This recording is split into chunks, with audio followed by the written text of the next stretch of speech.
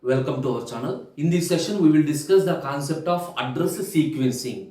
In the last session, we discussed the control memory. Their control address register holds the address of the current instruction, and that address is passed to the control memory. From the control memory, we fetch those instructions, and the instruction is placed into the control data register. Now, whatever the micro instruction that is stored in the control data register contains two parts. One is the control word, second one is sequencing bits. So the sequencing bits are transferred to the next address generator, that is sequencer, which is used to identify the address of the next instruction. Now in this session we will move to that sequencer, that is address sequencing. Simply, it is a method that is used by the control unit to identify the address of the next micro instruction. Clear? Next micro instruction. By default, CAR, control address register, holds the address of the current micro instruction. CAR holds the address of the current micro instruction. For the next instruction, there are four different sources. That is, from four different sources, we are getting the next instruction address. So, the four possible ways are: one is incrementer. I will explain one by one by the help of diagram. First, to understand what are the four: incrementer. Second one is branch, either a conditional or unconditional branch by using some special or status bits. And the third one is mapping process, and the fourth one is subroutine call. These are the four different ways to get the address of the next micro instruction. Now, how do we get the address? We will discuss with the help of diagram. Okay, the first one is control address register. What it holds? Control address register holds the address of the current instruction, and that is passed to control memory. From this control memory only, we are fetching the instruction. Whatever the address we passed, that address is moved to the control memory. Okay. So for this CAR, how many sources we have? We have four sources. That is, CAR is current address. In the next step, CAR holds the address of the next instruction. So for CAR, there are four possible ways, but all the four are not considered at a time. Among the four, only one address is considered. So for that, what we are doing here, I am using one multiplexer. Now, how many inputs to the multiplexer? This multiplexer have four inputs. That is, the four are the next two addresses. From those, only one address is moved to CAR. Only one address is moved to CAR. Now we will discuss each and every possible. The first one is incrementer. What is mean by incrementer? It is a sequential execution. For example, CAR contains the address 100. In the next, the address 101. Next, 102. By default, increment the value of CAR by 1. This is the general scenario. If you are not applying any property, by default, control address register incremented by 1. That is a sequential execution. Now, whatever the address that is generated for that address, here assume 100. What is here? 100. That is moved to incrementer. Now, what incrementer do? Obviously, incrementer increments the CAR value by 1, and after incremented, that is transferred to multiplexer. One source is completed. Clear? This is one way of getting the next address. Second way is branching. Here the branching is either conditional branching or unconditional branching. Coming to conditional branching, here the branching occur based on some status bits. For example, if the result is 0, perform branch. If you have a carry, perform branch. If you have a overflow perform branch based on the status bits like zero flag, carry flag, overflow flag, so sign flag, etc. We are doing some branching operation. Now, whatever the control memory here, select status bits. So, the control memory contains the instruction. From this address, we are getting the instruction. Yes or no? From this address, we are getting the micro instruction. So, the micro instruction along with the control word, it contains some sequencing bits, also called as special bits, also called as status bits. We are selecting that status bits from the micro instruction, and that status bits are applied to the branch logic. Whatever the status bits, that status bits applied to the branch logic along with status bit. That is simply it tests the condition. Suppose here one status bit is selected. Here we are applying on one status bit. If the bit is set, assume here I have a 0. Here assume this is also 0. That means the 0 flag is set. Based on the 0 flag, it produces one branch address. Suppose based on the assume this is a carry. Here my bit is also carry. Based on the carry flag, one logic is there. That is one address. Based on the selection of status bits, different branch addresses are there. Generally 8 status bits, that is 8 branch addresses are there. But 8 are possible? Not at all possible. That is the reason instead of directly pass to the multiplexer, this one select multiplexer. That is from the 8 status bits, the multiplexer by using 3 selection lines. Internally we have one more multiplexer. Among the 8 it selects only one. So this multiplexer selects and produces the input to the multiplexer. So this is second address. What is my second address? Based on the selection bits, one conditional branching happened. And third scenario is, in that branching, unconditional branching is also there. Unconditional branching in the sense, it does not check any status bits. Simply, one input is always fixed. Among all the bits, one input is always fixed. Whenever you select that input, without checking any condition, directly move. Remember, without checking any condition, directly move to the corresponding location. Suppose from the control memory, we have a branch address. Whenever that fixed input, remember one input among the 8 status bits, one status bit is fixed. Whenever you select that input by the multiplexer, automatically that branch address is loaded into the multiplexer. Clear?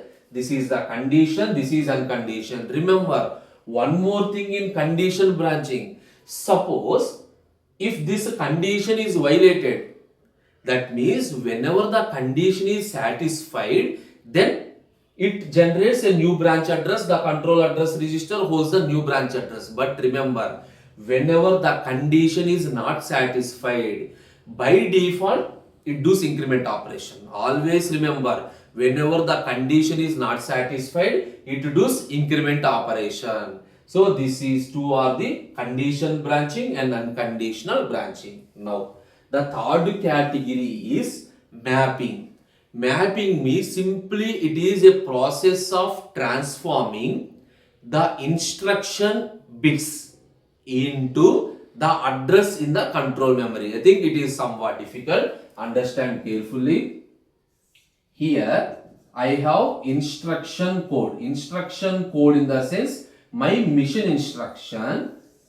This is moved to mapping. I will explain with an example, no problem. And from the mapping, we are getting some address that is passed to multiplexer. Now, what is the mapping here? That is the most important. So, mapping in the sense, generally the instruction code in the sense my mission instruction or my computer instruction, my instruction contains opcode.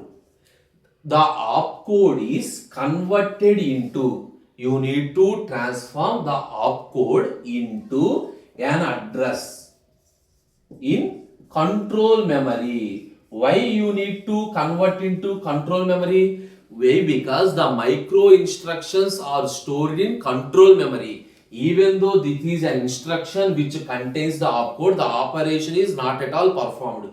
You need to convert the opcode into an address in control memory. Then only whenever we are getting this address, that is loaded into CAR and execute the instruction. Now, how do we convert the opcode? Generally, we know the size of opcode is 4 bits. The size of opcode is 4 bits. So, to convert into control memory, the control memory is 128 words. In the sense 128 in the sense 2 power 7. So, the 4-bit opcode is to be converted into a 7-bit address by adding a 0 in the MSB, by adding 2 zeros in the LSB. For example, this is my control word. Sorry, this is my opcode. This is my opcode. Now 0 00. Remember, this is the address in control memory. That is my micro instruction is at this address. Clear? Now again we have a question. Why do we add 2 zeros only? Why? Because if you are 2 bits in the sense 4 operations. Yes or no? 2 bits in the sense 4 operations. Generally, one instruction has 4 micro operations. We already know one computer instruction contains many number of micro operations or many number of micro instructions. Generally, one instruction contains 4 micro operations. If you are get what is the value? Assume this value is equal to 20. This value is equal to 20. Then the computer allocate not only 20. Remember, the computer allocate 20, 21, 22, 23. This entire, all these 4 addresses belongs to this instruction. You got it? One instruction has 4 micro instructions. Whenever you have an opcode of 4 bits, you are converting into 7 bits. Suppose we are getting a value 20. This is my entire program. My allocated, now CAR value is equal to 20. Automatically, the instruction completed in the sense 20, 21, 22, 23. If all those 4 are completed, then only one instruction is completed. Again question, why only 4? Why only 4? Generally, a instruction have, what are the phases? Generally, a instruction contains fetch, decode, execute, and then store. I think you got it. So, whenever I loaded into CAR with the address 20, fetch is happened. Instead of branching, sequential decode is at address 21, execute at 22, store at 23. This is the mapping process. Clear?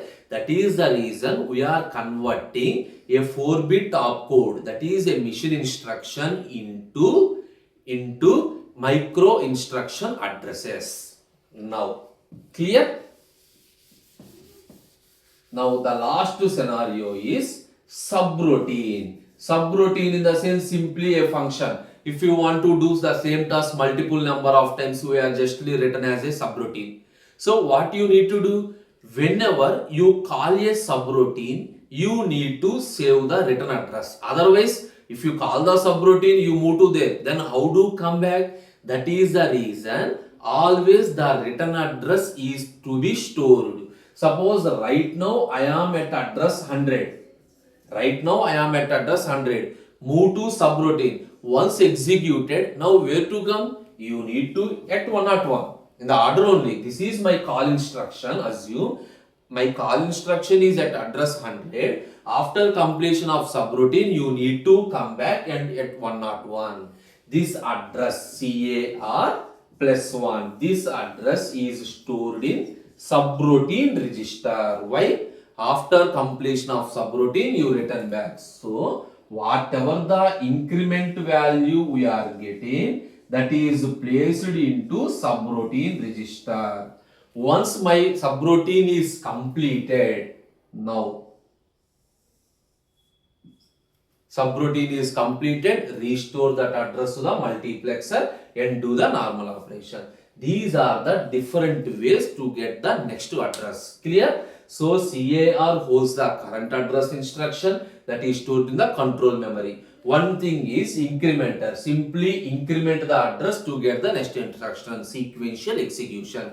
Second one is based on the selection bits or based on the status bits, we are checking the condition. If the condition is true, it generates a new branch address. So CAR holds the new branch address. If the condition is false, by default increment. And the next one is unconditional branching. Unconditional branching means one input is fixed. Whenever we select that input without checking any condition, it stores the new branch address. And the third one is external mapping. That is, whatever the opcode in the mission instruction is to be transformed as address in the control memory. So the control memory contains 7 bits, opcode is 4 bits. So we are converting 4 bits into 7 bits. The reason for adding 2 zeros is simply 2 zeros in the sense 4 bits. 2 zeros in the sense 4 bits. So one instruction have 4 micro instruction spaces. Why 4? Fetch, decode, execute and store. That is the reason. And another one is subroutine call. Whenever you call a subroutine, fine, you need to come back. That is the reason the next address is stored in subroutine register. Whenever the subroutine is completed, come back to the multiplexer. These are the different ways of address sequencing. Thank you.